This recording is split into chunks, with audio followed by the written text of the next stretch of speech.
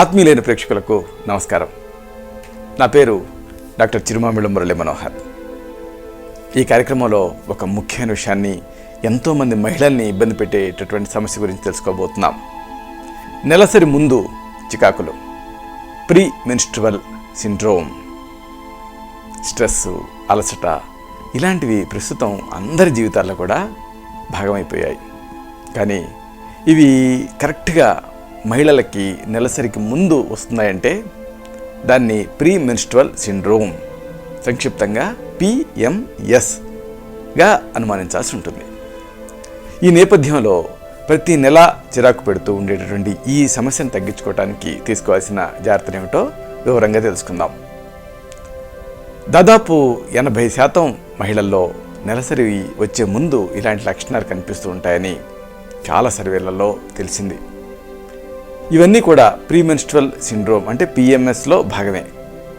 దీనివల్ల వచ్చేటువంటి సమస్యల్లో కొన్ని మానసికమైతే మరికొన్ని ఏమో శారీరకమైనవిగా ఉంటాయి. ఇలాంటివి సాధారణంగా నెలసరి రావడానికి 14 రోజుల ముందు నుంచి కనిపిస్తూ ఉండొచ్చు. నెలసరి రాగానే ఈ సమస్యలు కూడా తగ్గిపోతాయి. అయితే అందరిలో ఇలాంటి లక్షణాలే కనిపించాల్సిన అవసరం లేదు. ఇలాంటి సమస్యలు కొన్నిసార్లు అసౌకర్యానికి మాత్రమే గురి చేస్తే మరి కొన్నిసార్లు ఏమో తీవ్రంగా ఇబ్బంది పెట్టేటువంటి అవకాశం ఉంటుంది. మానసికంగా ఎలాంటి సమస్యలు వస్తాయి, ఇది ముందు తెలుసుకుందాం. PMSతో బాధపడుతున్నప్పుడు ఎలాంటి కారణం లేకుండా టెన్షన్గా అనిపిస్తుంది, చిరాగ్గా అనిపిస్తూ ఉంటుంది, అలాగే విపరీతంగా అలసటగా ఉంటుంది, ఇంకా విపరీతమైన కోపం కూడా ఉంటుంది, మూడు సరిగ్గా ఉండదు, ఆందోళన, అలాగే ఆత్మవిశ్వాసం తగ్గటం, అలాగే ఓవర్గా అతిగా ఉద్వేగాలకి లోనవుతూ ఉండటం, ఇలాంటి లక్షణాలు కూడా కనిపిస్తాయి. మళ్ళీ వీటికి తోడు నిద్ర కూడా సరిగ్గా ఉండదు, నిద్ర సరిగ్గా పట్టదు, అలాగే లైంగిక వాంఛలు కూడా తగ్గిపోతాయి, ఆకలి తగ్గుతుంది, అంటే ఆకలి ఉండకపోవటం ఇలాంటివి కూడా సహజంగా ఉంటూ ఉంటాయి. ఈ లక్షణాలు భార్యాభర్తల మధ్య అనుబంధాన్ని ప్రభావితం చేసే అవకాశాలు కూడా ఉంటాయి. ఇవన్నీ మానసికం. ఇంకా శారీరకంగా కూడా కొన్ని లక్షణాలు ఉంటాయి. నెలసరికి కొన్ని రోజుల ముందు నుంచి ఈ రొమ్ములు సున్నితంగా మారతాయి. అంటే డ్రెస్సులు వేసుకోవాలంటే అనీజీగా అనిపిస్తూ ఉంటుంది, నొప్పిగా అనిపిస్తూ ఉంటుంది, ఇంకా కడుపులో అసౌకర్యంగా అనిపిస్తుంది, పాదాలు కానీ లేదా చేతులు కానీ ఇక్కడ వాపులు కనిపిస్తూ ఉంటాయి, ఉంగరాలు ఇలాంటివి పట్టవు, ఇంకా రోజుల తేడాతో బరువు పెరిగిపోతూ ఉంటారు, ఇంకా తలనొప్పి కూడా వేధిస్తూ ఉంటుంది. ఇలాంటివి శారీరక లక్షణాలుగా కనిపిస్తాయి. ఒకవేళ మూర్ఛ, ఉబ్బసం లేదా మైగ్రేను, తలనొప్పి ఇలాంటివి కూడా ఉన్నాయనుకోండి, అప్పుడు అవి నెలసరి సమయంలో ఇంకా కాస్త ఎక్కువ అవుతాయి. ఒకవేళ మీకు సహజంగా మైగ్రేన్ ఉంటే ఈ నెలసరికి ముందు ఈ మైగ్రేన్ సమస్య ఎక్కువ అవుతుంది. ఉబ్బసం ఒకవేళ ఉంటే ఇది ఎక్కువ అవుతుంది. ఇలా కొన్ని సమస్యలు ఈ ప్రీమెన్స్ట్రువల్ టైంలో ఎక్కువగా ఉంటూ ఉంటాయి. అంటే మూర్ఛలు కానీ, ఉబ్బసం కానీ, మైగ్రేన్ కానీ, తలనొప్పులు కానీ ఇలాంటివి ఉంటే ఈ నెలసరికి ముందు ఇవి ఎక్కువ అవుతాయి. ఇది కూడా PMSలో ఒక భాగమే. ఈ సమస్య ఎక్కువగా 30 నుంచి 40 ఏళ్ల మహిళల్ని ఈ ఏజ్ గ్రూప్స్ మధ్యలో 30 to 40 years మధ్యలో ఎక్కువగా ఇబ్బంది పెడుతూ ఉంటుంది. సరే, మరి ఈ PMSని ఎలా గుర్తుపట్టాలి? దీనికి ఏమైనా లక్షణాలు ఉంటాయా, అలాగే దీనికి సంబంధించి పరీక్షలు ఉంటాయా, ఇది తెలుసుకుందాం. నెలసరి సమయంలో హార్మోన్ల మార్పులకి అలాగే PMSకి కొంత సంబంధం ఉంది, కానీ పూర్తి కారణం మాత్రం అది కాదు. అయితే నెలసరి వచ్చిన కొన్ని రోజుల తర్వాత అండం విడుదలవుతుంది కదా, అంటే దాదాపుగా 14వ రోజు తర్వాతే ప్రొజెస్ట్రోన్ హార్మోన్ విడుదలవుతుంది. కొన్నిసార్లు ఈ హార్మోను మెదడు నుంచి విడుదలయ్యేటటువంటి సెరటోనిన్ని ప్రభావితం చేస్తుంది. అంటే ప్రొజెస్ట్రోన్కి ఈ సెరటోనిన్కి సంబంధం ఉంటుంది. ఇలాంటప్పుడే ఈ PMS లక్షణాలు కనిపిస్తాయి. సాధారణంగా ఈ సమస్యని నిర్ధారించడానికి ఫలానా టెస్టు అంటూ ఎలాంటి టెస్టులు ఉండవు.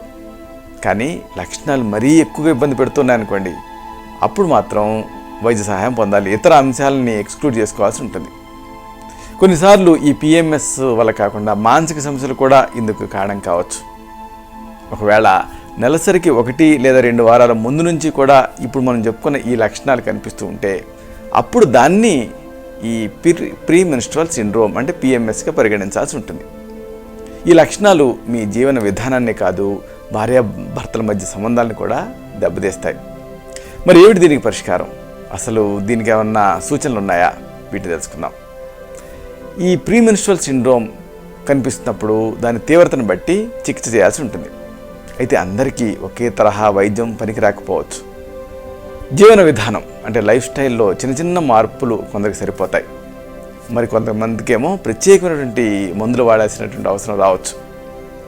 కడుపులో అసౌకర్యం, కొద్దిగా తిన్నా ఈ కడుపు నిండినట్టు అనిపించటం, అలాగే కడుపు ఉబ్బరింపు ఇలాంటివి ఒకవేళ ఉంటే వాటిని తగ్గించుకోవాలంటే కొద్దిగా ఎక్కువసార్లు ఆహారాన్ని తీసుకుంటూ ఉండాలి. Small meals, frequent meals. అలాగే నెలసరి దగ్గర పడుతూ ఉంటే ఆహారంలో ఉప్పును తగ్గించుకోవాల్సి ఉంటుంది, ఎందుకంటే అది వాటర్ని రిటైన్ చేస్తుంది. అలాగే కాంప్లెక్స్ కార్బోహైడ్రేట్స్, ఈ పిండి పదార్థాలు ఉంటాయే, ఇవి ఎక్కువగా ఉండేటటువంటి ఈ పండ్లు, కూరగాయలు, తృణధాన్యాలు వీటిని ఎక్కువగా తీసుకోవాలి, అప్పుడు ఎనర్జెటిక్గా ఉంటుంది. అలాగే మరొక విషయం, కెఫీన్ ఎక్కువగా ఉండేటటువంటి పదార్థాలు ఉంటాయి, ఏమిటి, కాఫీ, శీతల పానీయాలు ఇలాంటివి, వీటిని మీరు తగ్గించుకోవాలి. ఇంకా మరొక విషయం, కాల్షియంని ఎక్కువగా తీసుకోండి. అంటే ఏమిటి, పాలు, అలాగే పాల ఉత్పత్తులు, పెరుగు, వీటిని ఎక్కువగా తీసుకుంటూ ఉండండి. ఒకవేళ వీటి నుంచి కూడా మీకు ఎక్కువగా కాల్షియం అందట్లేదు అని మీకు అనిపిస్తే అప్పుడు ఈ వైద్య సలహాతో కాల్షియం ఉండేటువంటి మందులు ఉంటాయి ఆయుర్వేదంలో. ప్రవాళ పంచామృతం, కుక్కుటాండత్వక్ భస్మ అని కోడిగుడ్డు పెంకు నుంచి తయారవుతుంది న్యాచురల్ కాల్షియం, ఇలాంటివి ప్రిస్క్రైబ్ చేస్తూ ఉంటాం. కొంతకాలం పాటు ఈ శతావరి ఇలాంటివి కూడా ప్రిస్క్రైబ్ చేయాల్సి ఉంటుంది.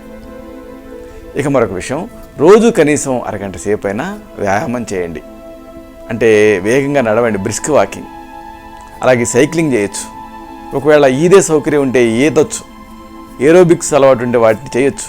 ఇలాంటివి ఏవైనా సరే ఒక అరగంట తక్కువ కాకుండా దాదాపుగా అరగంట నుంచి గంట పాటు తప్పనిసరిగా చేయండి. అలసట, అలాగే మూడ్ బాగా లేకపోవటం, ఇలాంటి సమస్యలన్నీ కూడా ఈ ఎక్సర్సైజ్తో అదుపులోకి వస్తాయి. ఇక ఒత్తిడి, ఇది తగ్గాలంటే కంటి నిండా నిద్రపోండి. నిద్ర సరిగ్గా పట్టకపోవటం, తలనొప్పి ఇలాంటివి తగ్గించుకునేందుకు ఈ మజిల్ రిలాక్సేషను, అలాగే బ్రీతింగ్ ఎక్సర్సైజ్లు ఇలాంటివి చేయండి. యోగా కూడా చేయొచ్చు. ప్రతి నెల ఎదురయ్యేటటువంటి ఈ సమస్యలు ఎప్పటికప్పుడు రాసుకుంటూ ఉండండి. దీనివల్ల మీ సమస్యలు ఎంతవరకు తగ్గించుకోగలుగుతున్నారు అనేది మీకు తెలుస్తుంది. ఉద్వేగాలు మరీ ఎక్కువగా ఉన్నాయనుకోండి, అప్పుడు అతత్వాభినివేశం అంటారు, అంటే కోగ్నిటివ్ బిహేవియరల్ థెరపీ, వీటిని తీసుకోవాల్సి ఉంటుంది. ఇక ప్రస్తుత చికిత్సలు, వీటికి సంబంధించినటువంటి వైఫల్యాల గురించి కూడా తెలుసుకోవాల్సి ఉంటుంది. మీరు అండం విడుదల కాకుండా చేస్తే ఈ పిఎంఎస్ నుంచి కొంతవరకు ఉపశమనం పొందొచ్చు అనేటువంటి ఉద్దేశంతో ఈ గర్భనిరోధక మాత్రలను వాడుతూ ఉంటారు. కానీ గర్భనిరోధక మాత్రలు అంటే వాటితో చాలా ఇక్కట్లు ఉంటాయి. అంటే రక్తనాళాలలో అడ్డంకులు ఏర్పడవచ్చు, ఇలాంటి 1-2 కాదు. పైగా ఈ సమస్యకు అన్ని రకాల గర్భనిరోధక మాత్రలు సరిపోవు. ఇక మరొక లైన్ ఆఫ్ ట్రీట్మెంట్ ఉంటుంది. ఈస్ట్రోజన్ ప్యాచ్ని లేదా ఈ జెల్ని ఇలా వాడుతూ ఉంటారు. ఇలా వాడటం వల్ల అండం విడుదలని నియంత్రించవచ్చు అన్న అభిప్రాయం ఉంది. కానీ దీంతో కూడా ఇబ్బందే. అలాగని ఈస్ట్రోజన్ మాత్రం వాడటం కూడా మంచిది కాదు. ఇక మరొక లైన్ ఆఫ్ ట్రీట్మెంట్ ఏంటంటే ఈ గొనాడోట్రోపిన్ హార్మోన్ని విడుదల చేయడం వల్ల అండం విడుదల ఆగిపోతుంది. అయితే దీనివల్ల ఈ గర్భాశయానికి హాని జరగవచ్చు. ఇక సర్జరీ ద్వారా ఈ అండాశయాన్ని తొలగిస్తే అండాల విడుదల శాశ్వతంగా ఆగిపోతుంది. కానీ దాంతో నిప్పుల్లోంచి మంటల్లోకి వెళ్ళినట్లు అవుతుంది. పైగా ఈ పిల్లలు పుట్టకపోవడం ఇలాంటి సమస్యలు వస్తాయి. మరి ఏమిటి దీనికి పరిష్కారం అంటే చక్కని ప్రథమ చికిత్సలు, గృహ చికిత్సలు ఉన్నాయి. ముందు వీటిని మీరు ప్రయత్నం చేయొచ్చు. మొదటి ఔషధం తెలుసుకుందాం.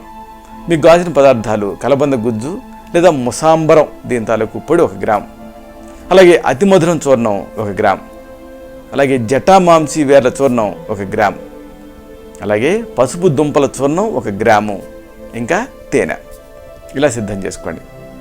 వీటిని ఉపయోగిస్తూ ఔషధాన్ని తయారు చేసుకోవాలి. 1 గ్రాము కలబంద గుజ్జు కానీ లేదా ముసాంబరం, ఈ కలబంద గుజ్జుని ఎండబెట్టి చేస్తారు.